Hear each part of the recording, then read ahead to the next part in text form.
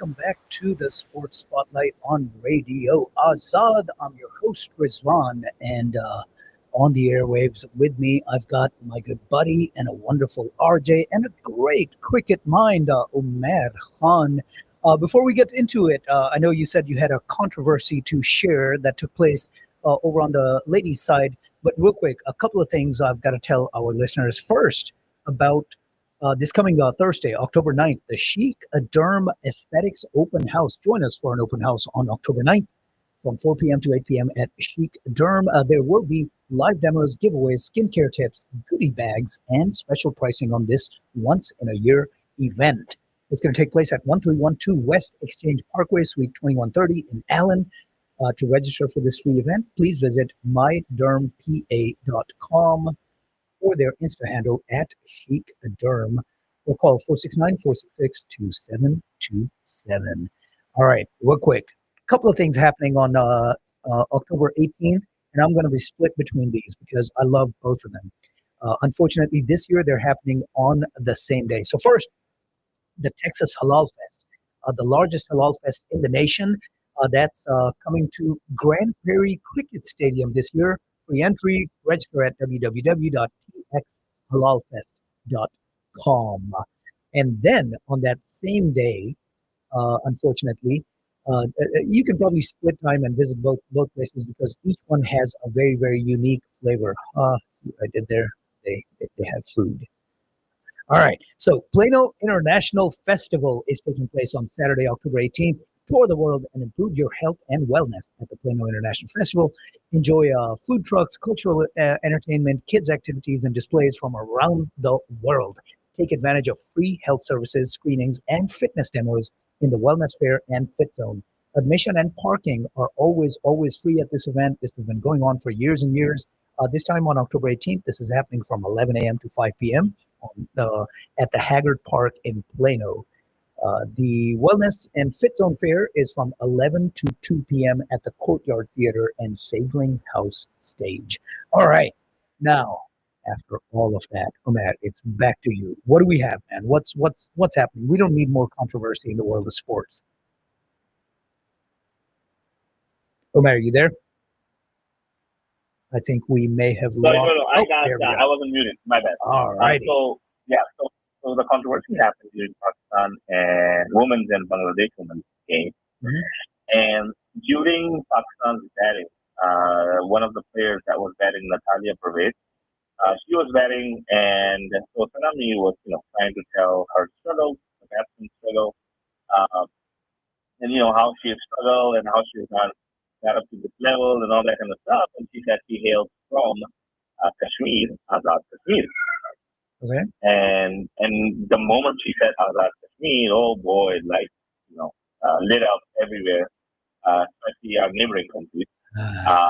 And they were like, oh, she is doing this, she should not be upset that, this, and she should be taken out, we should complain to ICC about this, and all sorts of, things that said, Vikrant Gupta came in and he said, oh, this is not right. And then Sanami posted something on Twitter where she said that basically, that it's very unfortunate that things are being blown out of proportion. And in sports, this is really unnecessary pressure.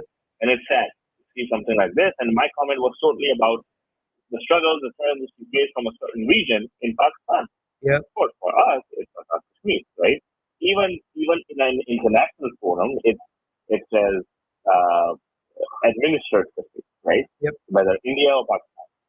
But in India, it's a completely different story. In Pakistan, for us, for them, it's a completely different story, right? We call each other different names. So yeah. The interesting part is she mentioned in her tweet, she mentioned that she usually uses a website, which is, we all know the famous cricket website, you know what I'm talking about. Yeah. Yep. And she said that I usually do my research from that website. And that website, she put a screenshot of that, says that Natalia Pervez, born December 25th, 1995, Mandala, Azad, Jammu and Kashmir. It says that on the website. The minute she said that, the minute she tweeted that, right? They fixed it within 5-10 minutes. They changed it, man. They changed to Pakistan administered, Yeah. and they changed it not only for her. They changed it for Zaman Khan. They changed it for a few other players who had it that Azad Jammu and Kashmir, and that was it's laughable. You know the way the pressure, and we all know where the pressure came from the Yeah. people I and mean, who runs the people. yeah. So yeah, It's so unfortunate. It's unfortunate. Again, it this is is more injection of politics into a sport. And from what exactly obviously I don't have direct insight. I'm just reacting off of what you're telling me. But if all she's saying is she's talking about her struggles as an athlete in a sport about correct. which she's being questioned, and she just mentioned the area where she grew up, and this is what she calls it. It's no different than somebody referring to India as India versus somebody, a resident of the country, referring to it as Bharat, right? It's Exactly. no Or different somebody than, in India, right? If somebody says, the struggle that this guy or this yeah, woman has done in it has, Bombay. yeah, exactly. Oh, Bombay why did you versus say Mumbai. Bombay? It's Mumbai, Yeah, right? I mean, Oh we my have, God. it's just So, words. It's just like, stop it. Stop making a controversy out of something that is not there and definitely was not intended, right? exactly. We call that country in Europe called Deutschland, we call it Germany. Yeah, No one from that country will refer to it as Germany. They will call it what they want to call it, which is Deutschland, right? So it's right. just like, stop it. It's not that big a deal. She called it what she always calls it, and as you said, if she pointed out that that's what it was called on the the worldwide leader in sports, if you will, right? Then there's no controversy. Just stop it. Right. What you're doing is you're creating a controversy not based on the words that were uttered, but the person who uttered the words, and that is a bigger issue. That you're injecting, forcefully injecting politics, geographical politics, into a sport that does not need it. All right, man, that fires me up. We've got to stop that. There's no reason. We need to use sport and art and entertainment to unite folks, not to divide folks. There is plenty of division in the real world. We need to focus in these areas to unite folks instead of dividing them. So that's that. All right, Omer, thank you so much. Wonderful to have you. Thank you for the extended Of course, time you man. took Of to course. spend with Amazing us. conversation. All right. Always a pleasure. Thank you so much. You can always check him Thanks, out man. right here on Radio Azad on Wednesday nights between 7 and 9 p.m. with Nelly Padella. Thank you, Omer. Thanks. All right. That was Umair. Now we've got 15 minutes left, friends. 15 minutes left. And what we're going to do real quick is swivel the spotlight over to, man, am I going to be able to do both of these? So let's talk a little bit about, you can hear that? Yeah. The blue field of Boise State getting into the end zone and tying it up 24-24. All right, we're going to talk a little bit about college basketball, and I'm gonna let you know what transpired in that Minnesota game in a second. All right, college. Let's say basketball, football. College football, gridiron. We are talking about it, and what a week it was yesterday, friends and neighbors. There were some exciting games, some serious upsets, serious upsets. So let's first talk about the previously undefeated Iowa State went to Cincinnati and lost 38-30. They were ranked 14th going into that game. They are not going to be ranked 14th when the new rankings come out, friends and neighbors. Not at all. Georgia, after that loss last week, bounced back pretty big, winning over Kentucky 35-14. And it actually wasn't all that close as Kentucky gets a last second fourth quarter touchdown. Otherwise, they had been held to just one touchdown. And yeah, Georgia kind of took the foot off the accelerator being up 35-7 at the end of the third quarter, and just took the foot off and kind of coasted. Michigan 24-10 over Wisconsin, whatevs. Notre Dame had the aforementioned Boise State winning that one at home 28-7. Here come the upset. And the upset of upsets. Penn State.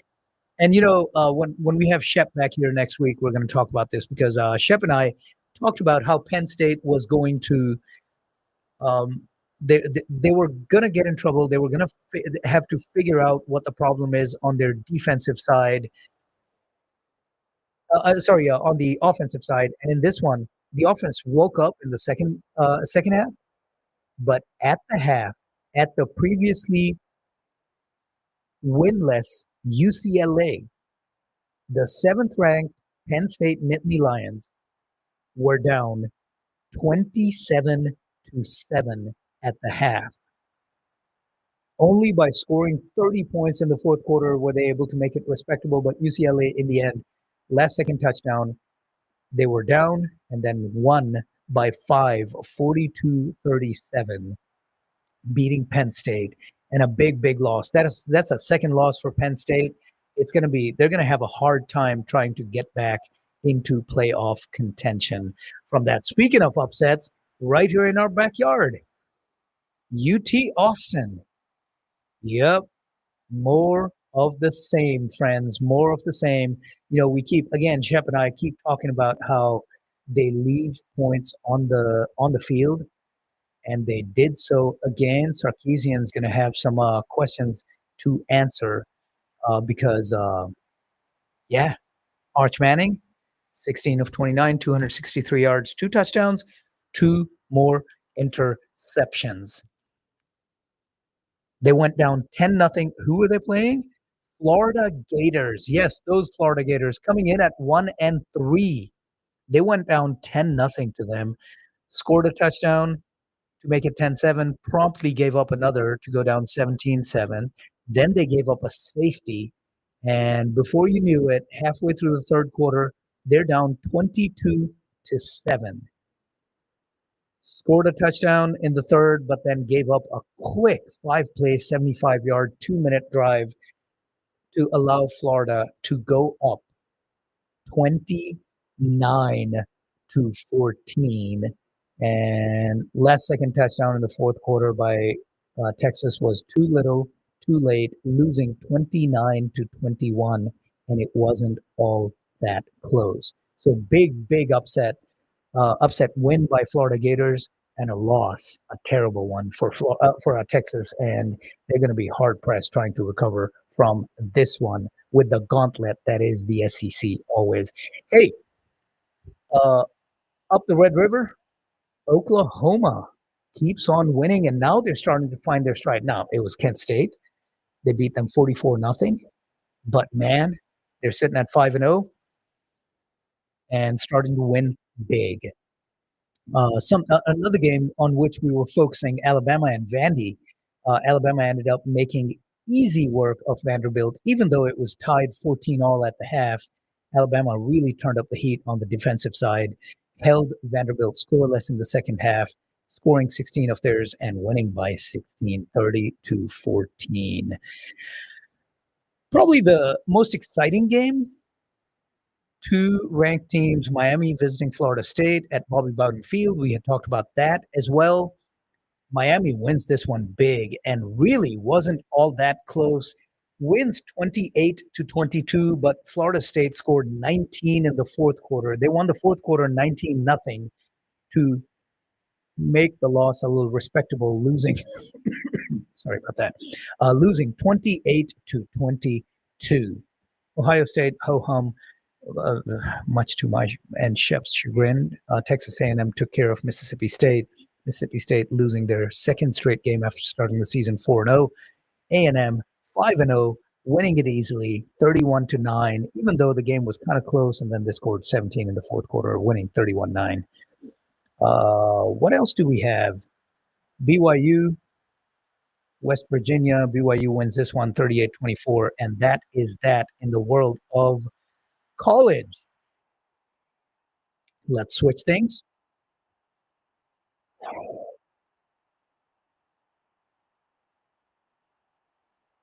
Touchdown Buffalo. I hope we're going to be hearing a lot of that today, a lot of it, because Buffalo is going to be playing a big, big game today. The Patriots come to Highmark Stadium, and boy, turns have thinged, as they say. Yeah, that was intentional. Things have turned, right? The Bills hosting the Patriots, and the Patriots have been owned by the Bills since the departure of, yeah, that guy, Tom Brady. The Bills 4-0, Patriots 2-2. The Bills favored by 8.5 points. The over/under at 49.5. So there should be some scoring. I'm excited because Josh Allen, baby, I've got him on a couple of my fantasy football leagues, and I hope that he goes wild and scores 3, 4, 5, not 3, not 4, not 5. Right, LeBron James. Hopefully, a lot of touchdowns. Looking forward to that. That's going to happen later today. But let's talk about the game that just finished. The Vikings with Carson Wentz. They were able to come back at the end, scoring a last minute touchdown to go up 21 to 7. Sorry, 21 to 17. And then young Dylan Gabriel, man. Young Dylan Gabriel started this game for Cleveland and acquitted himself fairly well. Fairly well. So after I think Minnesota scored the touchdown with about uh, something like 30-ish seconds left. So Cleveland got the ball back with 25 seconds left, and Dylan Gabriel completed a 22-yarder to what's his name? Ian Bond? I think it's Isaiah Bond. Completed a 22-yarder to him, spikes the ball, then completes a 27-yarder to James Thrash. Yeah, where's he been? For 22 yards to the Minnesota 27, and unfortunately, he was not able to get out of bounds. Otherwise, they might have gotten one more play. He gets tackled, and that was that. Cleveland loses again. They're sitting at 1-3, 1-4 now. Yeah. Minnesota winning their game 21-17. And that's that. Now, let's talk about a few of the big games from last week. Lots of injury news, man. There's so much injury that took place over the last week or so. It's disheartening, both as a football fan and as a fantasy football player. But speaking of those Browns, the Lions absolutely demolished them last week, 34-10. And again, it wasn't all that close. The big game was the Giants. Oh, speaking of another rookie, Jackson Dart started his first game for the Giants and ended up beating the previously unbeaten Chargers 21-18. Scatterboo, man, he's a beast. He's being used as a workhorse running back, getting 25 carries and you know getting 79 yards off those 25 carries. But it's the volume, man, the volume that he's getting. It's great. The Bills struggled a little bit with the Saints, but I mean, it seems ridiculous to say that when your team is undefeated, wins by 10, and scores 30 plus touchdowns, because that's what the Bills have done every single week this season. Coming into tonight, they're 4-0. Every game they've scored 30 plus points, and I believe, except for week one, that exciting 41-40 game. Other than that, they keep winning by 10 plus. So the Eagles Bucks was a good game, but the Eagles pulled it off 31-25. The Titans Texans was not a good game, especially for the Titans, but really for the Texans also because it was a 6-0 game at the half and a 6-0 game at the end of the third. It wasn't until the Texans scored 20 in the fourth quarter to make it seem a bit more respectable uh, from a Texan standpoint. A 26-0 win, but it was a struggle. It was a struggle there for a while. The Falcons and the Commanders were in this high-scoring game, and that's what we're going to see from these teams, right? The defense flashes for both of them once in a while when they play bad teams, but otherwise they're going to be giving up a lot of points, but scoring a lot of points as well. 34-27 Falcons won that one, and it's going to be exciting to see what happens this week. The Rams and Colts had a really good game, and man, Matthew Stafford and Puka Nacua. What more can you say about Puka Nacua? He's a monster, just catches everything. He had 13 more receptions last week for 170 yards, beating the Colts 27-10. And then we'll talk about what they did this week. Because they were playing Thursday night. They ended up losing this one, 26-23. Kudos to Shanahan and the beat-up, the injury-riddled 49ers who were able to pull this off, 26-23. But Matt Stafford, again, 389 more yards, 3 touchdowns.